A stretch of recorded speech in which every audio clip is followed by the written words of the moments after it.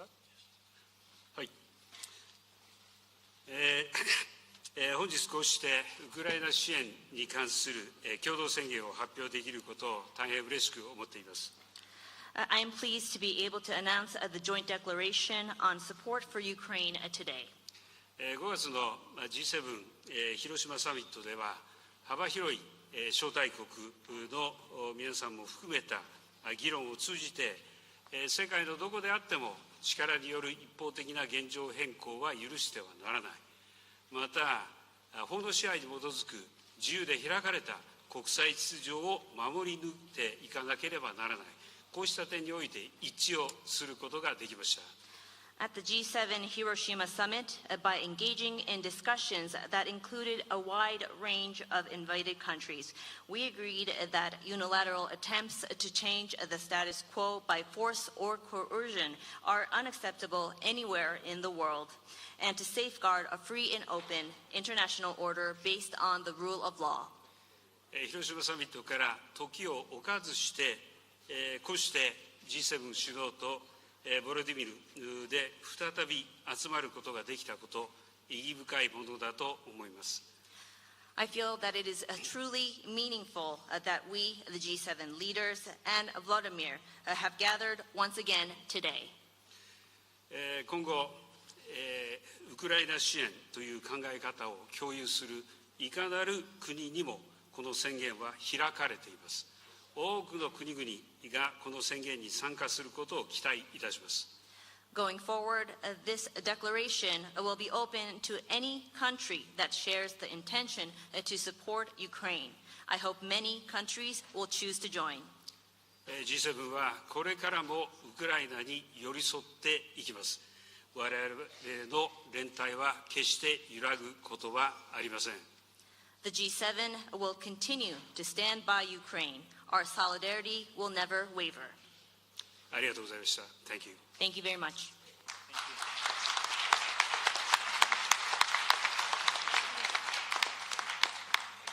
Let me start off by saying something I hadn't planned on saying. You know, I think there are very few people in Europe or in continental United States and the North American continent that thought this man would stand up and come to the aid and assistance of Ukraine. He increased his military budget. He stepped up. Japan,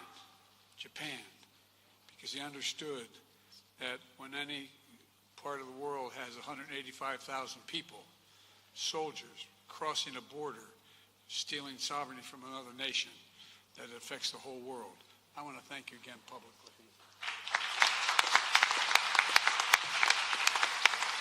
We just concluded the first meeting of the NATO-Ukraine Council, and all our allies agreed Ukraine's future lies in NATO. That's not a surprise to any of us, I don't think. I hope it's not a surprise to you, Mr. President. Allies all agreed to lift the requirements for membership action plan for Ukraine and to create a path to NATO membership while Ukraine continues to make progress on necessary reforms. But we're not waiting for that process to be finished to make the long-term commitments that we're making to Ukraine's security.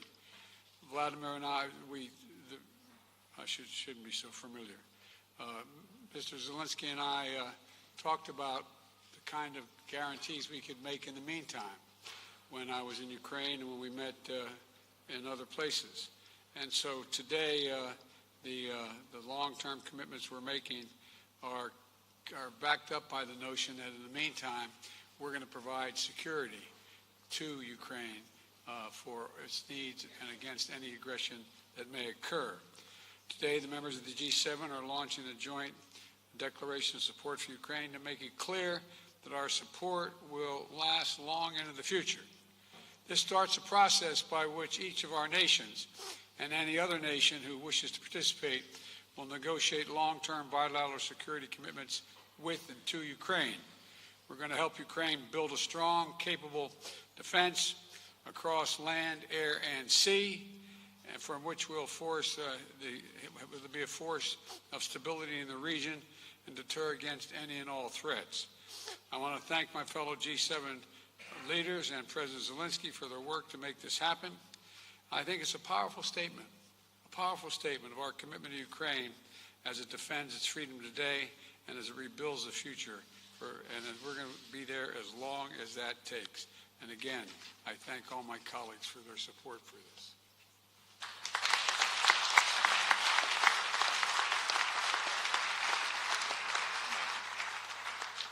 Thank you very much, Mr. President, President Biden, Prime Minister Kishida,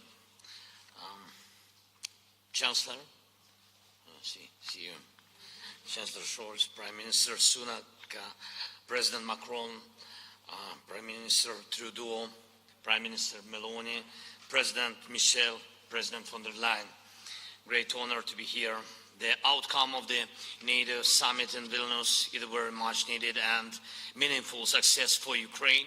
And I'm grateful to all leaders in NATO countries for very practical and unprecedented support, considering decades of our relations support for Ukraine. Today, there are security guarantees for Ukraine on the way to NATO, an important package of security guarantees. Today, we are coordinating with the G7 countries the framework for security guarantees that shall be further extended through arrangements with our key partners, bilateral and multilateral agreements. And Ukrainian delegation is bringing home significant security victory for the Ukraine, for our country, for our people, for our children. It opens for us absolutely new security opportunities, and I thank everyone who made it possible. Thank you, dear colleagues. Thanks you.